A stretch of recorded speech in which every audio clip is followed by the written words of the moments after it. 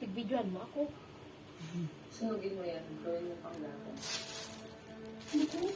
Pero ang kutsara na yun. Iyo na, araw ka na eh. Halingon mo ko ha. Ilang taka? Pero ipapaalam ko lang sa'yo. Ang gibuong ko. Alam mo sa Arugon mo ka na. Oh. Dahilan kung bakit maraming may hirap dito sa Pilipinas. Tapos, Kung gusto tupiin mo. mo talaga, De. ipa-bless mo muna sa bahay. Pinide. Aro ka niho. Ay, araw ka. Ang kayo ng bayan. Tapos, Arugon mo na kaan. Para mawala ang bakas ng Argan? Sabihin mo nga sa akin. Argan? Bakit ginagawa Yun na baga? mo kasi yun? Sana umalis ka na lang. Yun na, Nay. Araw ko na. At yung paggaga, kurulo. Makorupsyak. Ano. Yun na baga ho. Natakpan baga, Nay. Hindi nga, hindi nga. Hindi nga. Oh.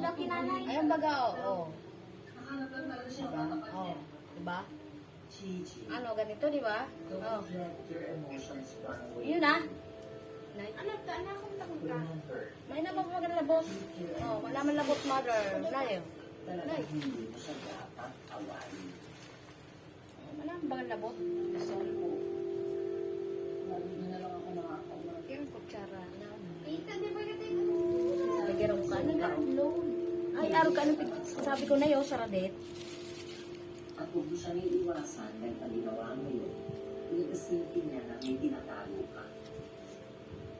So go and apologize to her in the most gentle way possible.